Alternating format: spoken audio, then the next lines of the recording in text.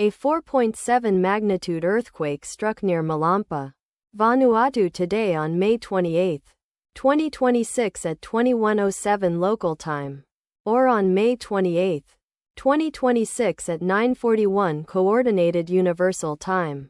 As reported by the Volcano Discovery on its website, the earthquake was located at a shallow depth of 35.0 kilometers below the surface, at coordinates latitude -19.93 and longitude 168.71.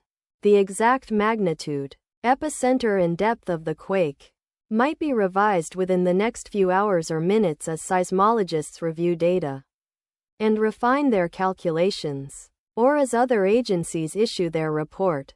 Towns or cities near the epicenter include Isangel, Vanuatu, located 71 kilometers, or about 44.6 miles from epicenter. Fayaoué, New Caledonia, located 186 kilometers, or about 115 miles away. Tadine, New Caledonia, located 198 kilometers, or about 123 miles away. Fayaoué, New Caledonia, located 240 kilometers, or about 149 miles away. The recommended course of action is to be vigilant for possible aftershocks that may occur.